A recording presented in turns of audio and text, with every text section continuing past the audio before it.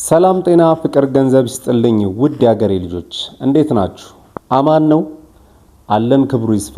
ዛሬም እንደተለመደው እናንተን ያስተምራሉ ያዝናናሉ ያልኳቸውን ቪዲዮዎች ይዤላችሁ ቀርብ ያለው ካረፈ ከረጅም ጊዜ በኋላ ዛሬም መነጋገሪያ የሆነው ስለ ገነነ ሊብሮ ማሳያችሁ ቪዲዮ ይኖራል።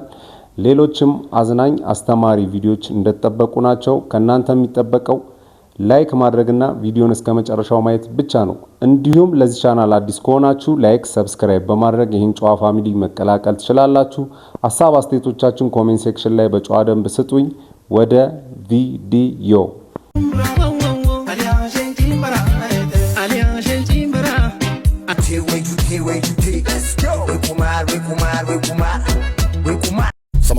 Some of them, come on and jump on them and them rock them. Some of them, come on and jump on them and them.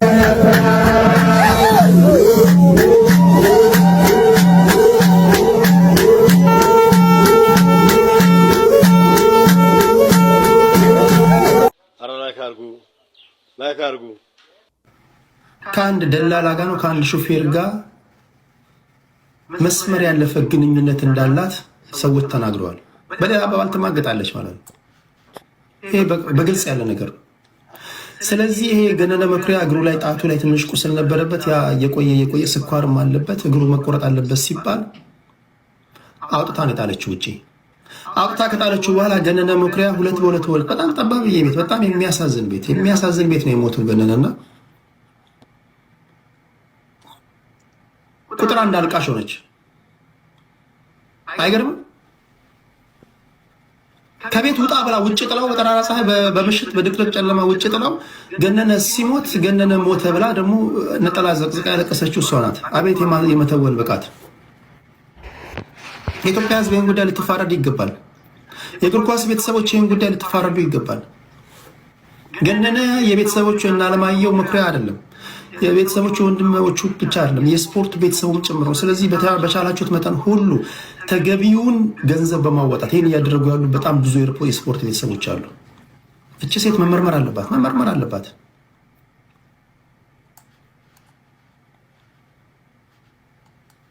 እኔ ነገርኳችሁ። በጣም የቅርብ ሰዎች እንደዚህ በተለያዩ መንገዶች ሳወራ በጣም ለሚዲያ ማይበቃ ብዙ ነገሮች ነው የሚነግሯቸው። ለሚዲያ ማይበቃ እና በጣም ጭካኔ የተሞላባት ሴት ናት።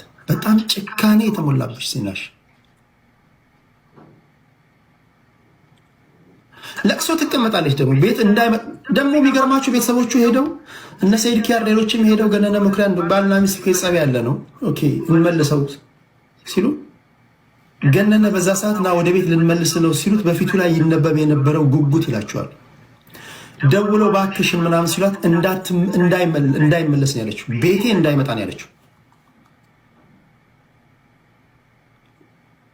ቤቴ እንዳይመጣ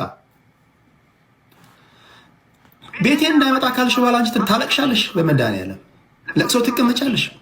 የልጆች አባት ነው። በዚህ ጉዳይ ላይ በተቻለ መጠን ጥልቅ የሆነ ፕሮግራም ለመስራት ሙከራ አድርጋለሁ። እናንተም የስፖርት ቤተሰቦች ፕሊዝ የገነነ መኩሪያን ጉዳይ የጋዜጠኛ ገነነ መኩሪያ ጉዳይ ችላ አትበሉ። የሚያሳድጋቸው የወንድሞቹ ልጆች አሉ። አደራ ብሎ ነው ያለፈው።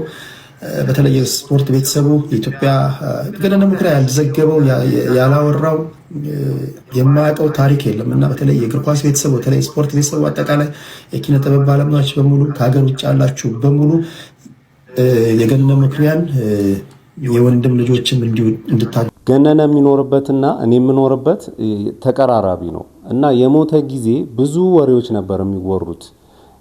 በሰው እጅ እንደተገደለም ይወራል እና ሚስቱም እዚህ ግድያ ላይ እንዳለችበት ምናምን ብዙ ነገር ነው የሚወራው። ይሄ ነገር ያለ ምክንያት አይወራም።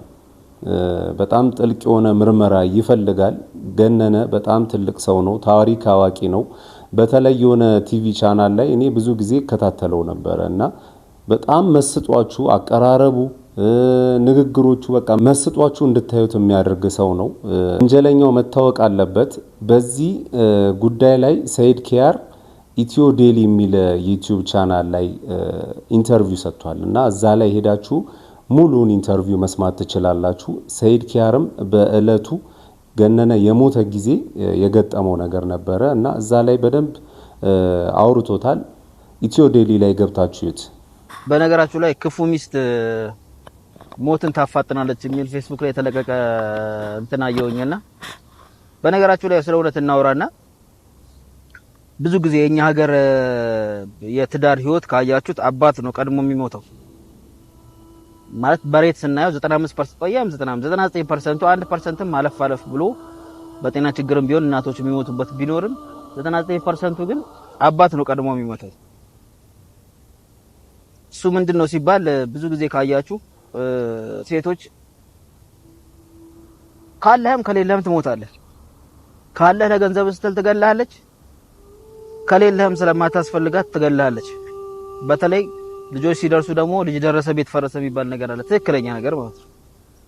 ሁሉም ሰዎች ወደ እናታቸው ነው ተገልብጠው ልጆቹ እንደዛ ላቡን ጠብ አድርጎ ቀን ስራ ሰርቶ እንዳይከፋቸው ብሎ ሁሉን ነገር አድርጎ ያሳደገን አባት ኢግኖር ይደረግና እና ሁሉም ልጆች ወደ እናት ነው ፎከስ የሚያደርጉት።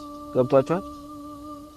አንዳንዴ ሰዎችም እንኳን አስወልደው የሚክዱበት ምክንያቱ አንድ በሱ ሁለት ደግሞ የሱን የሱ አይሆንም በማይታወቅ ምክንያት ግን ብዙ ጊዜ አሁንም ደግሞ አሉ ይሄን አባባል አዛዩ ያለ ታዛዩ ያለቅሳል እንደሚባለው የሆነች ነገር ሲፈጠር የሴቶች መብት ብላችሁ እየተንጓጓችሁ የምትወጡ ሰዎች ወንድ ልጅ ለቅሶም ምኑም በውስጡ ነው።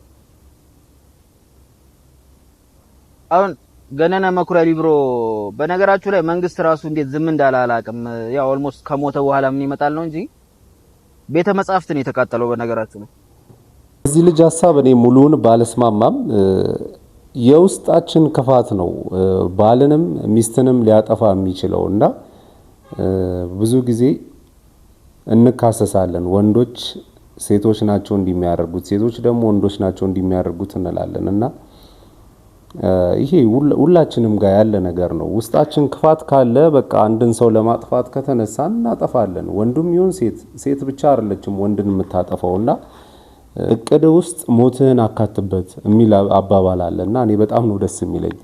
ሁላችንም ይሄንን ነገር ብናካት ክፋት፣ ተንኮል፣ ምቀኝነት ይጠፋል ብዬ አስባለሁ። እስኪ በዚህ ሐሳብ የተጋራችሁ ኮሜንት ላይ የሆነ ነገር በሉኝ።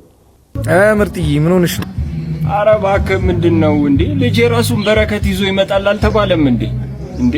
ልጅ የራሱን ጸጋ የራሱን ሲሳይ ይዞ ነው የሚመጣው አላችሁ አይደል እንዴ? እና የኔ ልጅ ምን ሆኖ ነው እንዴ? እናቱ ወድ ውስጥ ሀንግ ተሰርቶ ነው ወይስ አቫተር ይጮታል? እና ልጅህን የወለድከው ለሀብት ነው? በረከት ይዞ ይመጣል ገንዘብ ይዞ ይመጣል ስትባል ወለድክ?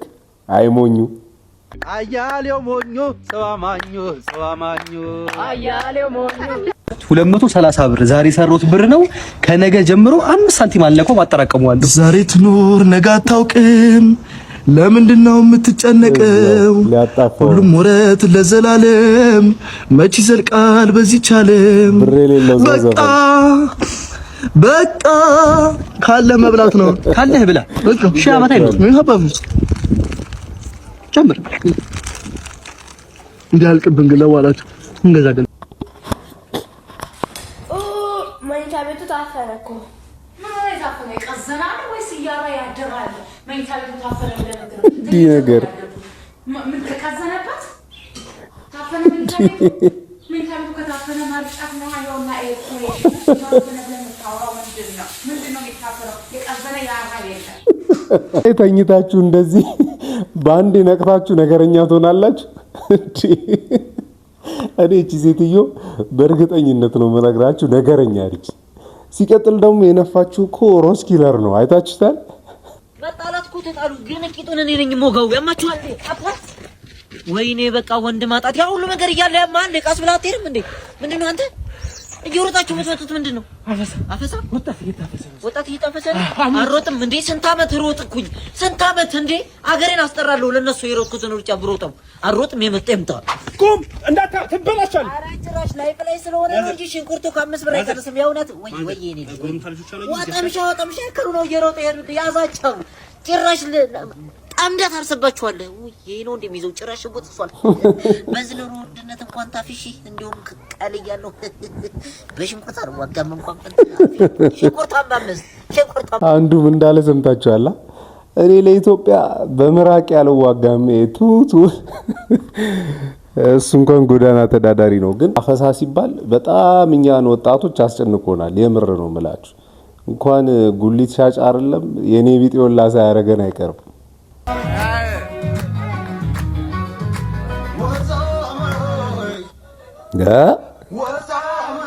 እንዲቻላል እንዴ?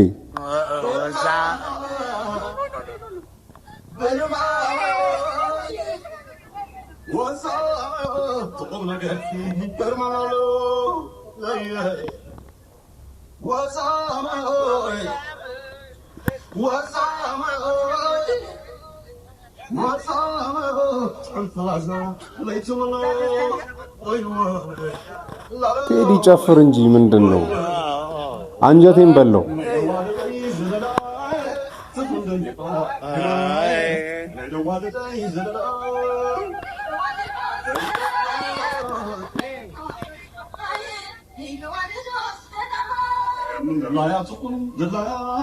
እንዴ ካሜራማን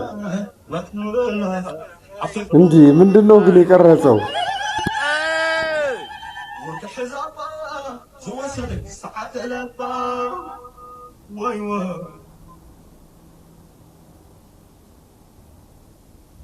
ካሜራማን በህግ መጠየቅ አለበት። አለጌ ነውራም በአለጌ ጋሽ ካጭኑ አቤት አንተ ሌባ ባለፈው ከዚህ ቃል ስትወስደሃል ወስደሃል በቃ ወስደሃል ሌባ አንተ ጠንቃቃ ሰው ካላገኝ አንተ ታስቸግራለህ ወደ ሁለተኛ እንዳይለመድ ምንድነው መሰለህ እኔ አልወሰድኩም ያንለስ ሌባ ሁለተኛ እንደዚህ አይነት ነገር ሰምቻለሁ እኮ የምትሰርቀው እኔ እኮ ስለሰማሁ ነው ለቃ ይወስዳል ስላሉ ስለሰማሁ ነው ሄደ ሌባ ጠንቃቃ ስለሆንኩ ነው አሁን ምን ያተረፍኩት እንጂ ይሄ ልጅ ወስዳል ዕቃ የዋ መስየዋል ቀላል ሰው ሊወስድ ለምዷላ በጣም ተጠነቀቃ እንደ ጋሽከችኑ። ለማንኛውም ማይ ፋሚሊ ለዛሬ ያስኩላችሁ ቪዲዮዎች እነዚህን ይመስሉ ነበረ። እንዳዝናናችሁ እንደተማራችሁበት ምንም ጥርጥር የለኝም። ሌላ ጊዜ በተሻለ ቪዲዮ እስከምንገናኝ ድረስ ማጣት አያገኛችሁ ማግኘት አይለፋችሁ።